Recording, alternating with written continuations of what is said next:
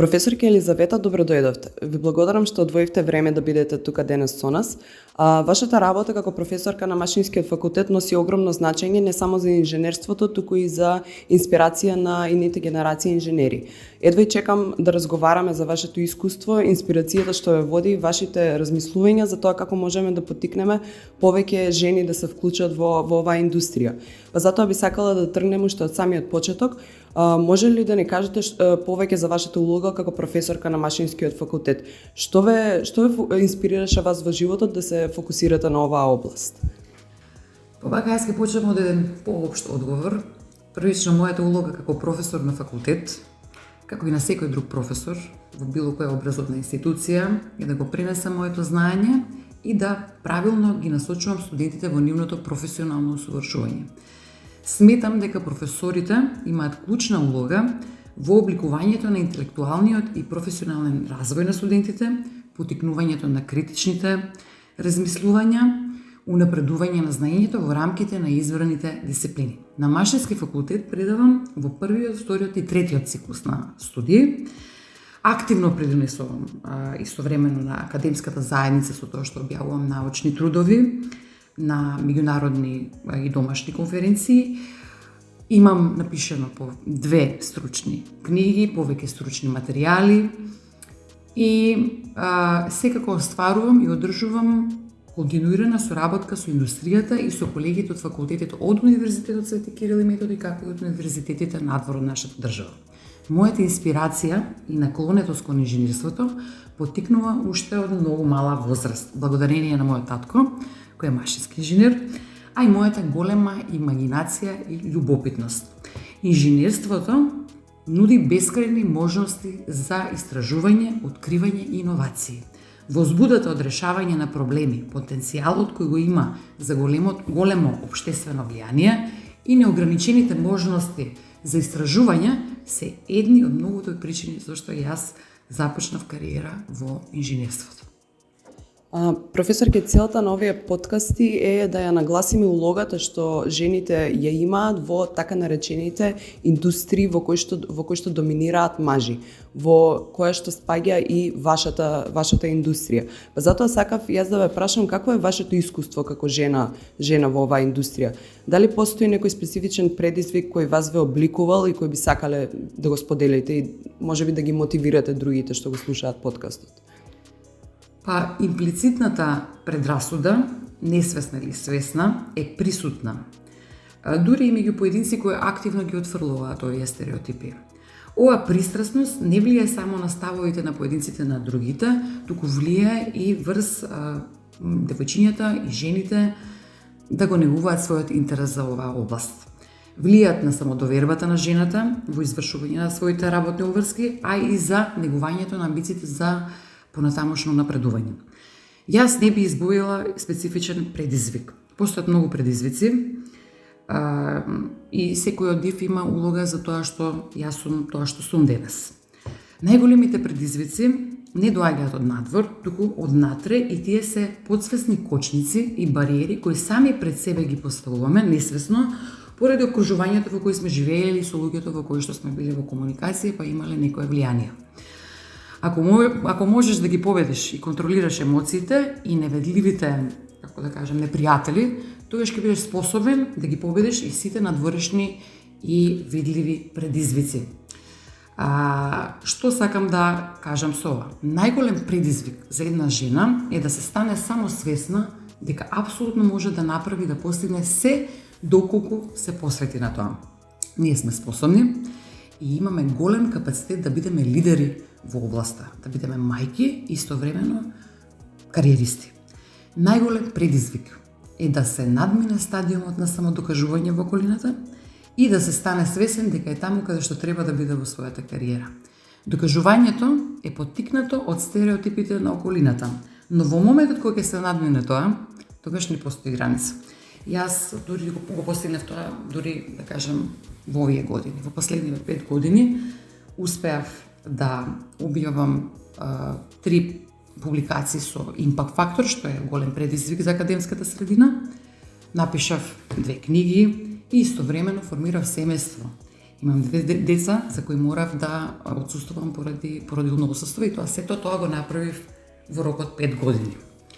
Така што можам да кажам дека овие значи потребата за кога завршува потребата за самодокажување на некој начин, како да кажам, жената го постигнува тоа што треба да го постигне на една, да кажем, во една работна атмосфера.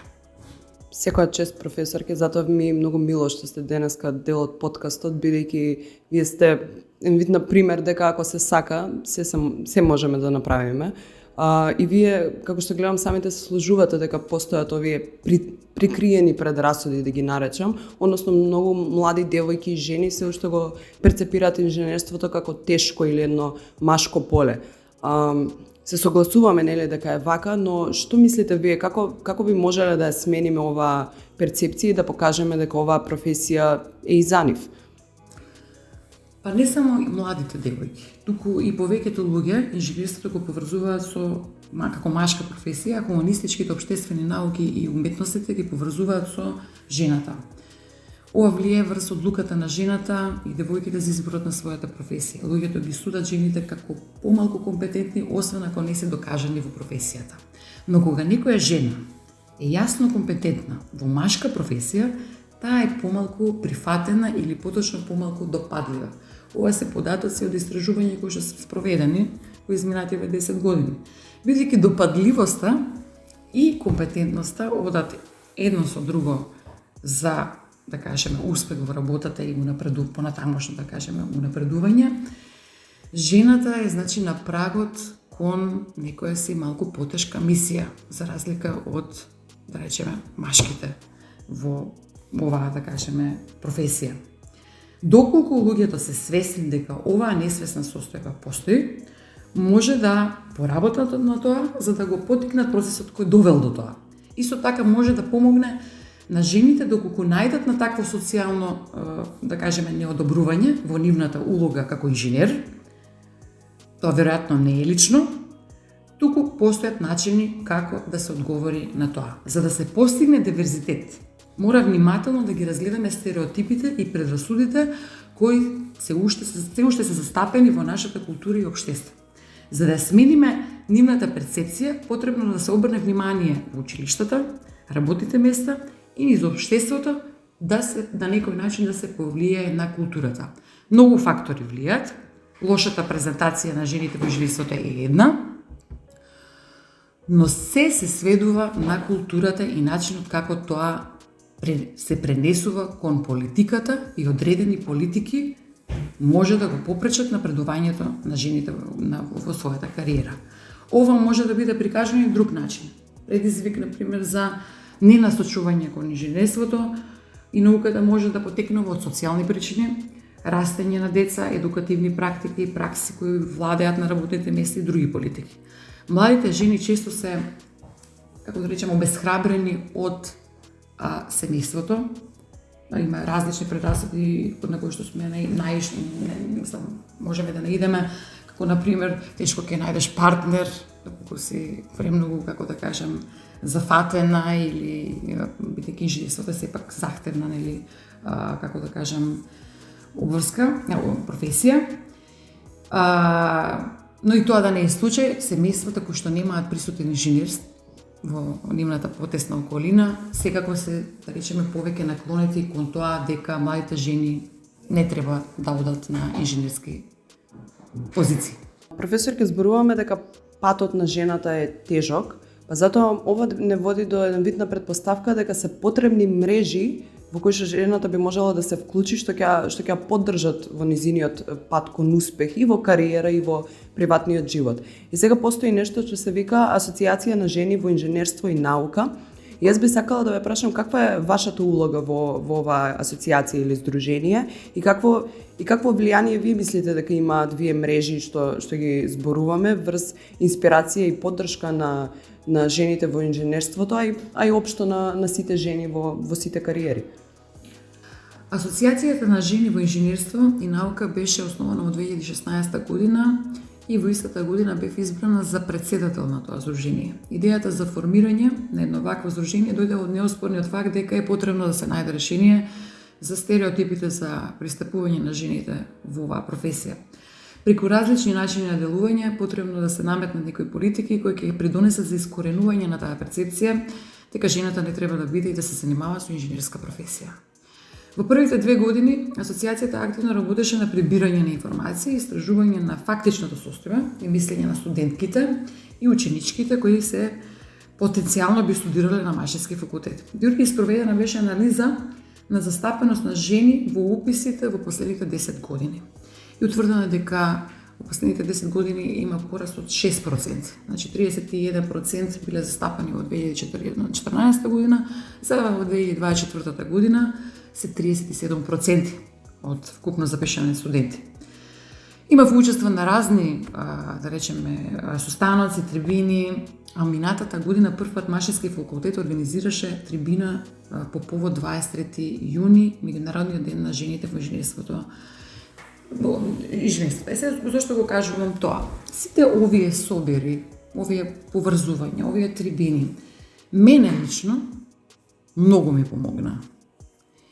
И тргајќи од своето искуство, сметам дека ваквото делување на ваквите здруженија и ваквата мрежа на поддршка е неопходна.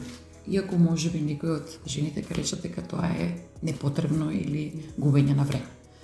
Да, значи ние и со претходните наши гостинки утврдивме дека какво и да е нивното мислење за проблемот, сепак сите се сложуваат дека ваквите мрежи се потребни не само во оваа индустрија, туку во сите индустрии, па дури и тие што традиционално не ги сметаме за машки. Жената се соочува со потешкоти во низината кариера и во приватниот живот, каде што би можела да најде поддршка на вакви места, или исто така зборувавме многу и за менторство, каква улога има во надминување на некои проблеми со кои што може да се соочиме на нашиот професионален или животен пат.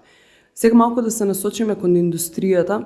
Јас би сакала да ве прашам дали постојат некои нови технологии и трендови во инженерството, бидејќи е динамична индустрија, постојано се развива, кои што вас ве возбудуваат или ви оставаат многу убава импресија, и како мислите дека тие би можеле да влијаат на улогата на жените во оваа област? Јас ќе почнам со одговорот на прашањето со тоа што ќе ви кажам дека во изминатите 5 години успеав да направам 2 иновативни проекти кои што се поврзани со две клучни теми за еднината. Едниот е развивање на методи за утврдување на одржливоста на одредени производни технологии и нивното влијание врз околината и општеството, што е поврзано со глобалното затопување и со CO2 влијание. Доста актуелна тема. Тоа е едното. А другото е адитивно производство на метални производи и тополошка оптимизација на материјали или добивање на така наречени метаматеријали. Ова технологија е, мислам, не е нешто нова, меѓутоа е нуди многу можности. Значи, бидејќи се работи за депонирање на метал, го сметам како нешто во кое што јас сум доста стручна, и од тука произлегува идејата за понатаму истражување на овие така наречени метаматеријали кои што ја поврзуваат нивниот облик или структура со нивниот перформанс или нивното однесување, нивните механички и физички особини кои што ги нудат.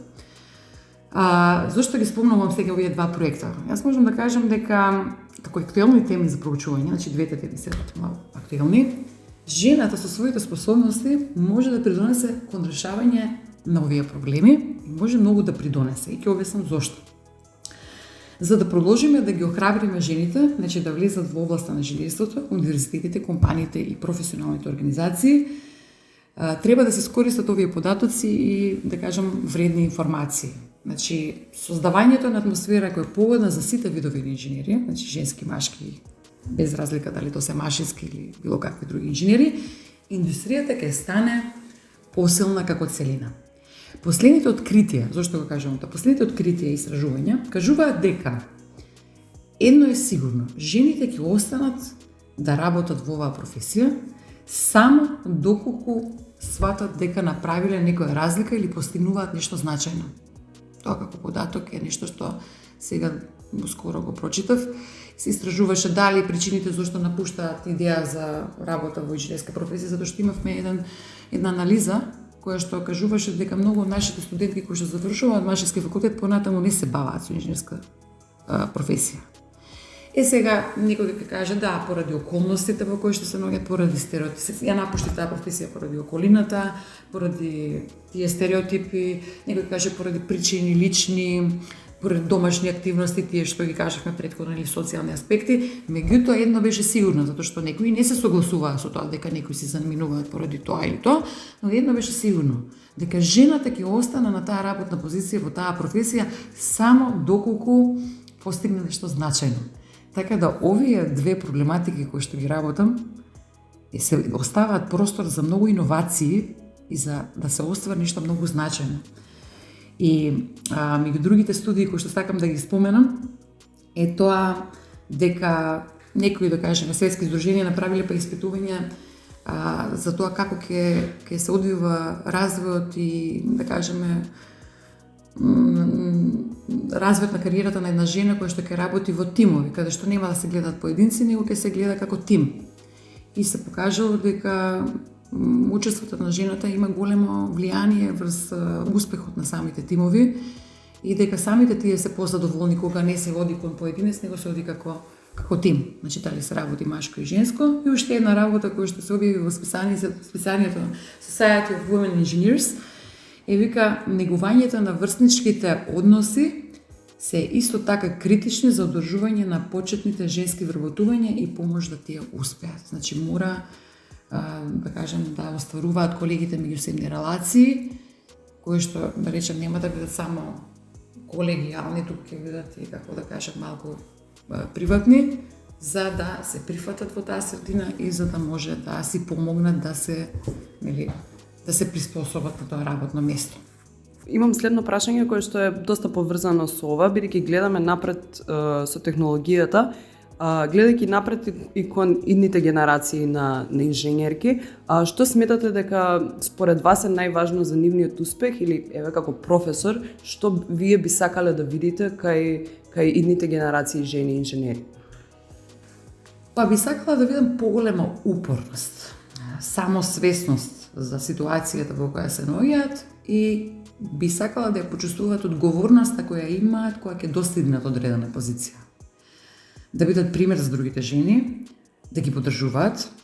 Јас сум горда што можам да кажам дека сите професорки кои се постои од мене и ми биле мене професори на машински факултет, ми се големи поддржувачи и за мене тоа се пример за тоа како треба една жена да ја гради својата кариера. Уште еден таков пример е и мајка ми, која била на многу висока позиција во голема фирма со 2000 вработени, а при тоа направила баланс за да може да биде мајка и успешна во својата професија. Па тогаш е убаво што идната генерација на инженерки ќе ви има вас на факултетот како еден вид на водилка. И сега би сакала да завршиме со едно малку по-интересно прашање, мислам баш ме интересира што има да кажете на оваа тема. Односно, каква би објасниле ви улогата на мажите колеги во создавање на една поддржувачка и инклузивна средина за жените инженерки? Најголема улога имаат колегите. Најголема колегите, значи поддршката на колегите е навистина многу важна. Значи колегите од, да кажеме, од истата генерација или од постарата генерација, тие се тие кои што може да ја направат средината како да кажем, подобра за да жената може да напредува во својата кариера. Ама за да тоа се случи, значи потребно и тие самите дека се свесни за тој бајас, што викаме, или невидлив стереотип. Затоа што, како што реков и на почетокот, може да мислиме дека не сме стереотипни по ова прашање, меѓутоа постојат и начини како да се тоа утврди, значи може да се направат тестови и доколку се установи дека постои таков стереотип, може да пристапат кон решавање на тоа. Се со цел за да помогнат на жените во таа, да кажем, инженерската фела. Професорке, тогаш огромна благодарност за отворениот разговор и за тоа што го споделивте вашето мислење на нови актуелни теми. Вашата посветеност и инспирација сигурно ќе допрат до многу од нашите слушателки. Ви посакувам уште многу успеси, едва чекам да видиме како ќе се развиваат вашите идни проекти и истражувања што ги зборувате и овие нови технологии. Па за крај стварно благодарност од име на Фондација Мир што бевте дел од овој подкаст. Ви благодарам и на вас.